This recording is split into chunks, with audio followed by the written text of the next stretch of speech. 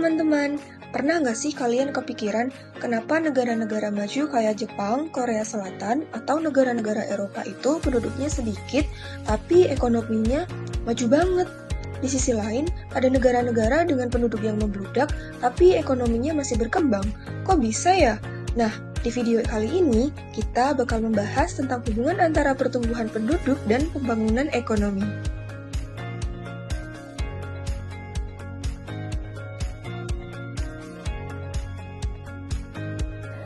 Jadi, pertumbuhan penduduk itu ibarat pisau bermata dua. Di satu sisi bisa menjadi berkah karena nambah tenaga kerja dan memperluas pasar. Tapi di sisi lain bisa juga menjadi beban kalau nggak diimbangi dengan pertumbuhan ekonomi yang memadai. Negara maju seperti Jepang mempunyai tingkat pertumbuhan penduduk yang rendah. Kebanyakan penduduknya udah di usia produktif. Pasar tenaga kerjanya pun terstruktur dan didominasi sektor jasa dan industri. Beda sama negara berkembang kayak Indonesia atau India yang pertumbuhan penduduknya tinggi. Di sini jumlah penduduk usia muda banyak banget. Pasar tenaga kerjanya juga lebih beragam, mulai dari pertanian sampai industri kreatif.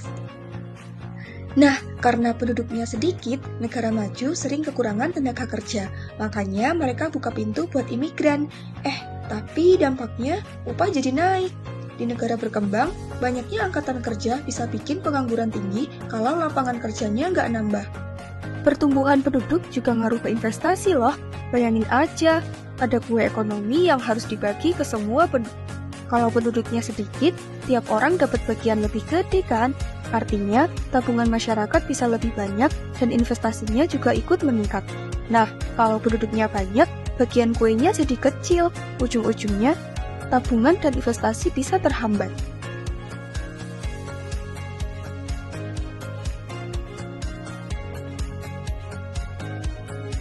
Di negara maju, pemerintah bisa fokus investasi dikit orang, makanya kualitas pendidikannya tinggi.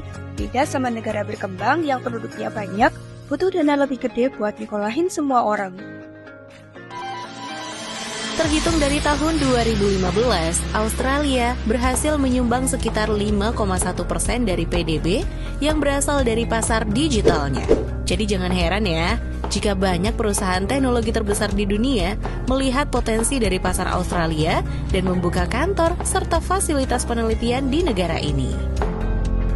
Raksasa teknologi ternyata lebih memilih Indonesia ketimbang Malaysia untuk menanamkan modalnya di ranah ekonomi digital.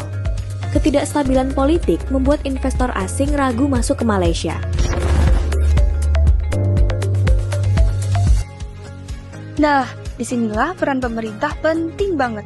Kebijakan yang tepat bisa manfaatin bonus demografi atau minimal mengurangi dampak negatif dari pertumbuhan penduduk. Contohnya, program keluarga berencana, investasi di pendidikan dan kesehatan, atau bikin lapangan kerja baru. Jadi, pertumbuhan penduduk itu kompleks banget pengaruhnya ke ekonomi. Gak cuma soal jumlah, tapi juga kualitas penduduknya. Buat negara berkembang, bonus demografi bisa jadi peluang emas buat maju, asalkan dikelola dengan baik.